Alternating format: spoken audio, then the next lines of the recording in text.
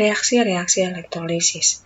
Reaksi-reaksi elektrolisis ini ada dua jenis, yaitu pada kation sama anion. Yang pertama kita bahas dulu yang dari kation.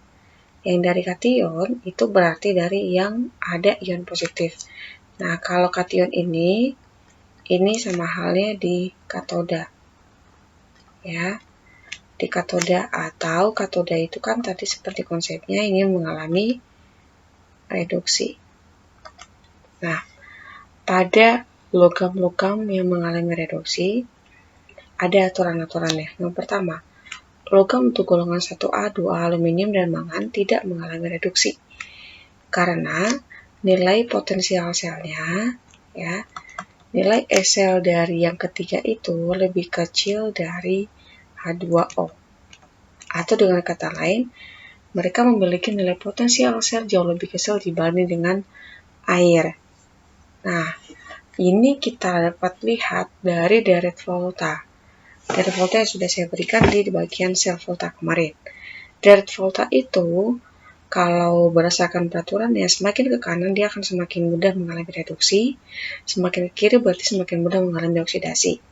Jadinya keempat logam ini ya 1 sampai Mn ini lebih mudah mengalami oksidasi ketimbang mengalami reduksi sendiri. Jadinya kalau mereka ada di dalam larutan, ya misalnya larutan CaOH2 misalnya kayak gitu ya. Kalau misalnya mereka ada di dalam larutan, maka logam ini digantikan reduksinya itu oleh air. Jadi yang mengalami reduksi itu di sini adalah air. Ya, digantikan oleh air dengan persamaan reaksi menjadi 2H2O tambah 2 elektron menjadi H2 tambah 2OH-. Jadi H2O-nya mengalami reduksi menjadi gas hidrogen dan 2OH-. Yaitu untuk poin yang keduanya. Apabila di dalam leburan artinya tidak menggunakan larutan. Leburan atau ini sama halnya dengan lelehan. Ya, lelehan berarti tidak pakai larutan atau tidak pakai air.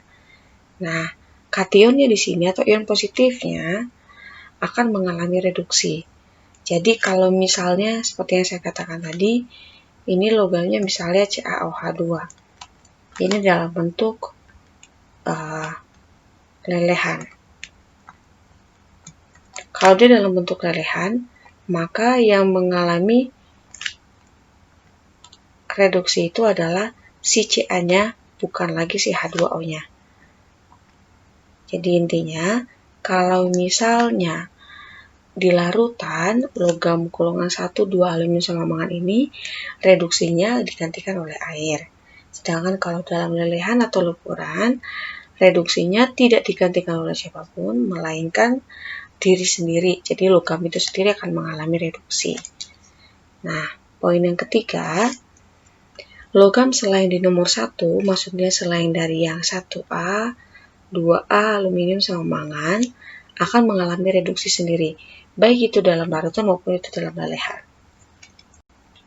Poin yang terakhir adalah apabila kationnya itu adalah ion H+, atau hidrogen atau non-logam, maka nilai reaksi reduksinya adalah 2H ditambah 2 elektron. Jadi si H+ ini mengalami reduksi dari ion menjadi gas hidrogen.